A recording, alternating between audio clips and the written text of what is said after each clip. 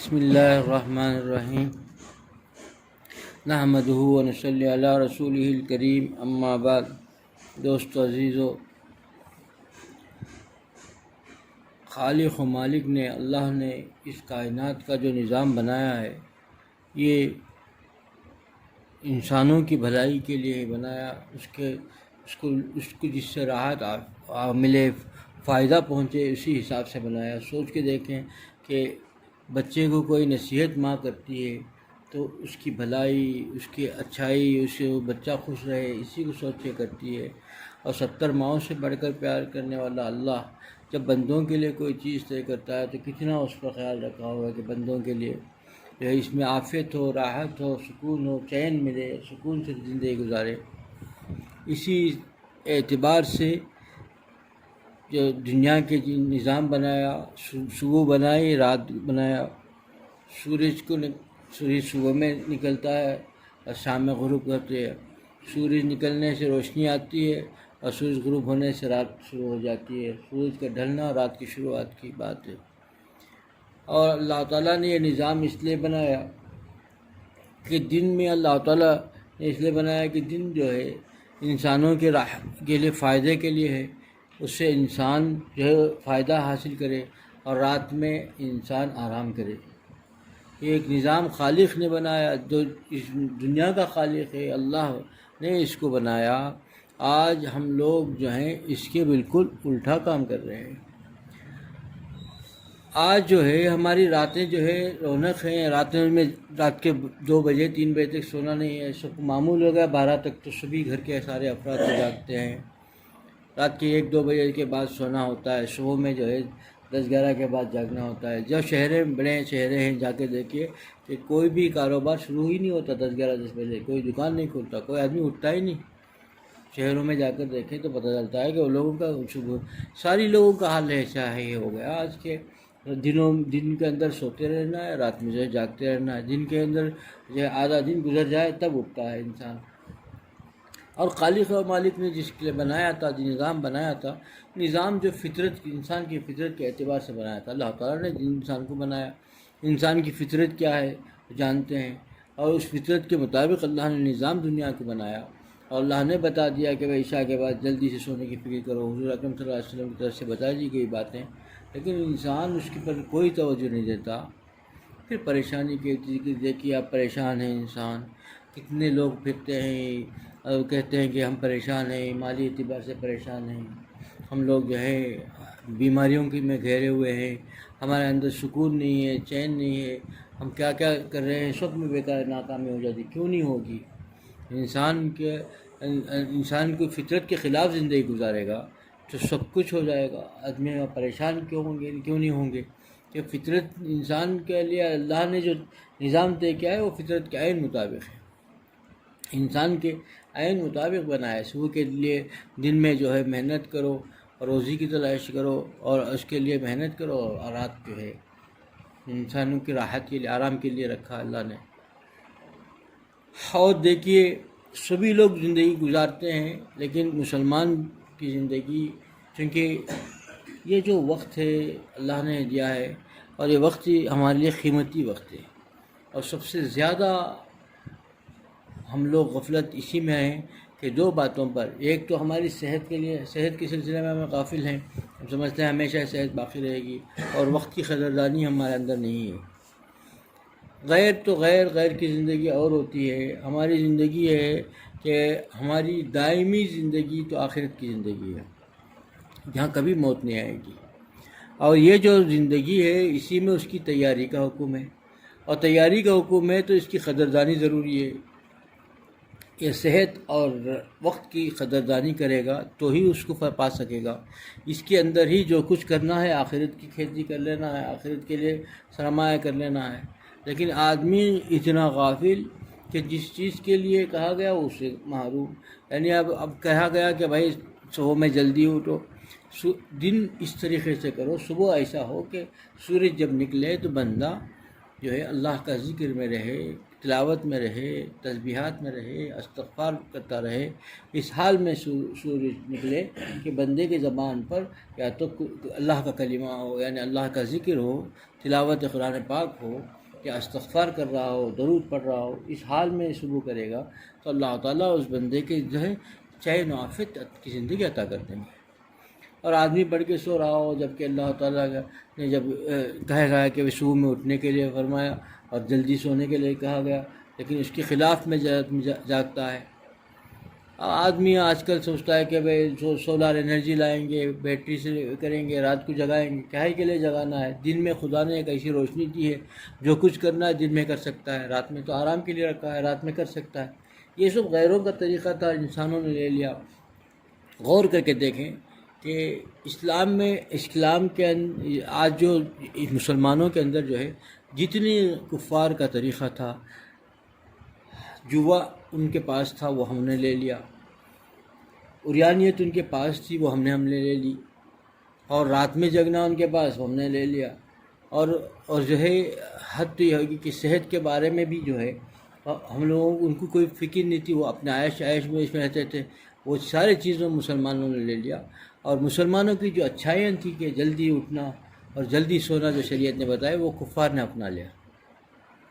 کفاروں کو دیکھیے کیا جلدی اٹھے گا، وہ کتنا بھی ہو جائے وہ صبح سویر اٹھے گا، جو ہے صبح صادق سے پہلے، یعنی صبح کا اذان سے پہلے، وہ ہم لوگوں کے اذان سے پہلے سارے کفار کے تقریباً لوگ اٹھ جاتے ہیں اور پہلے جلدی سوتے ہیں۔ عشاء کے بعد سونے کا حکم مسلمانوں کو ہے اور کفار جلدی سوتا ہے۔ اب دیکھیے 10 بجے کے بعد بہت کم لوگ ملیں گے جس سے بات آپ رابطہ کرنا چاہیں تو بہت کم ملیں گے، بس 10% بھی نہیں رابطہ نہیں کر سکیں گے 10 بجے کے بعد۔ اور مسلمانوں کی رات ہوتی ہے، رات کے 1 بجے 2 بجے سارے فنکشن، ساری چیزیں اسی وقت میں ہوتی ہیں۔ اور ہم لوگ کہتے تو ہیں کہ بھئی جلدی سونا ہے، جب ہماری باری آئی تو ہم بھی، ہمارا حال وہی ہے، ہم بھی اسی حال میں ہیں۔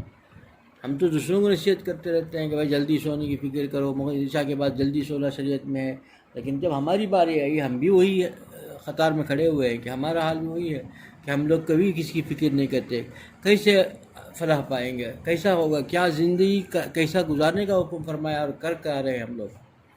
سارے لوگ پریشان، دعائیں کرا رہے ہیں، اللہ والوں سے دعائیں کرا رہے ہیں، اللہ والوں سے دعائیں ہو رہی ہیں، اللہ والے دعا کر رہے ہیں، دعا کرا رہے ہیں، دعا کر کے پریشانی ہے کہ مجھے رزق میں پریشانی ہے، صحت میں پریشانی ہے، دعا کرا رہے ہیں۔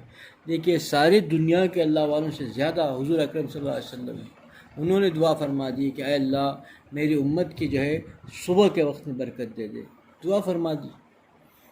صبح کا جو اولین وقت ہے، جب سورج نکلنے والا وقت ہو، اس وقت میری امت کے لیے جو ہے تو جو ہے یہ برکت عطا کر دے۔ اور پیارے نبی صلی اللہ علیہ وسلم کی دعا ہوئی، وہ اللہ تعالیٰ پھر کیسی بتائیے، سب کچھ اسی میں مل گیا، اس کے اندر سب کچھ مل گیا۔ جو بندہ اٹھ کے کہ جب تقسیم ہوگا، جب وہ دعا کا، اب جو اٹھ گیا صبح میں، اللہ تعالیٰ اس کو کیسے محروم کریں گے، کیونکہ نبی کی دعا ہے اس امت کے لیے کہ اس کو صحت بھی ملے گی، رزق بھی ملے گا، عافیت بھی ملے گی، سب کچھ چین بھی مل جائے گا۔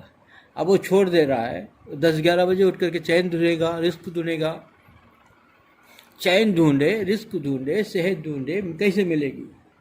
جب ڈھونڈنا تھا، جب ملنا تھا، جب ملنے کے لیے بتایا گیا تھا، جس کے لیے دعا ہو چکی ہے، نبی صلی اللہ علیہ وسلم نے دعا فرما دی ہو، اس کو تو بندہ نہیں چھوڑ دیا اس کو۔